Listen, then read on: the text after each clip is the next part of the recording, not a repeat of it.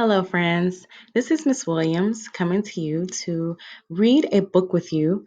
And I am so excited to have this time to get to spend with you. I want to start first by um, talking about three ways to read a book. And I want you to think. If you think, what is three ways to read a book? Yes, you're right. First, you can start by reading the words. The author puts the words in the book to tell a story. The second way we read a book is to look at the pictures. The illustrator puts the pictures in the book to help us read the story.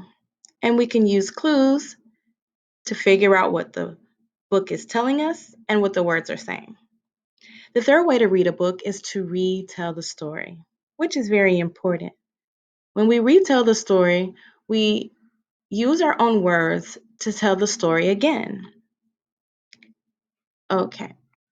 Another way that I would like for you to think about is when you retell a story, what do we use to retell a story? Well, we can use our five-finger retell in order to retell a story.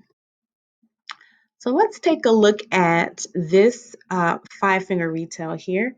And we know we use our fingers. With this one, the first finger is the characters. Who are the characters in the story? Who is the story all about? We want to make sure to tell in our retell that the characters are maybe a giraffe, or maybe one of the characters was an old lady. We want to make sure that we give those details in the story that we retell. The next way is the setting. Where did the story take place? Where did it happen? Did it happen in the castle or did it happen in the park? The next way is telling what happened in the beginning of the story. It's important to lead off with how did the story start?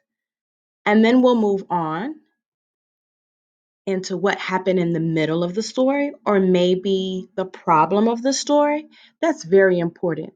Those are the main idea details that we need to retell a story. And last is the end. What happened at the end of the story? It's important to say this part because we want to know, how did the story end? Was it happy? Was it sad? Was it silly? These are the elements that you need to retell a story. Now let's go into the book that we're going to read today. The book that we're going to read is called At the Library. If you use the picture clues that are on the front, you can tell that this setting is the library because of the books on the shelf. And you can see that the characters are going to be kids in the story. Let's begin. At the Library, written by Keith and Sarah Kay and illustrated by Ivica Stevanovic.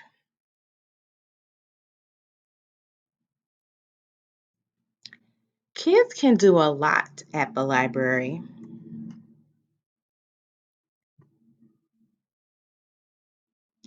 Kids can read books at the library. Can you think of a time where you were at the library and you were reading books? How did that make you feel? Kids can make art at the library.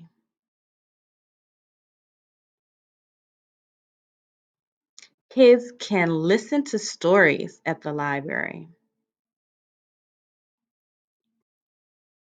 Kids can play games at the library. Kids can write stories at the library. Writing stories at the library is a really good place because it's a time where people are quiet and you need quiet time so that you can think well to write a story. Kids can make friends at the library.